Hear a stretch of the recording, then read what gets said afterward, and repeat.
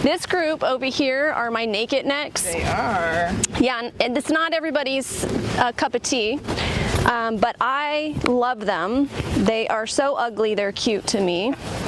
And you'll see when we get over to your chicks that I have some baby, my second generation that's gonna come.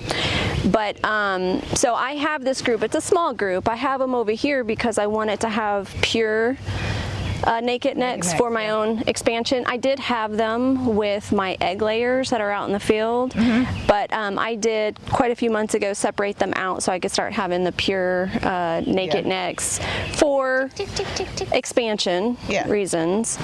And that's why, you know, I know a lot of people get them and like will put all the chickens together, but I want to keep some of them pure.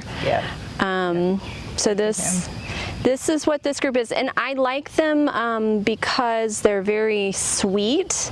They have a very sweet demeanor, and they lay good eggs too. So it's supposed to be a dual purpose. We never knew about this bird until we came to get this property, and we thought it would be funny to find a naked animal since we were the naked gardeners.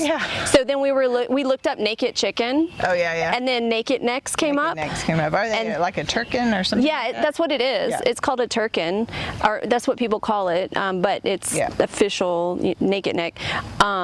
So one of the things I'm going to be doing, some of the chicks I have in the brooder box, I have some fibro chicks that I just got from a fellow breeder friend of Webfoot Farms. I got some olive eggers from him and some fibros, but I want to put some fibros in with these guys and have black naked necks, so it's like all black.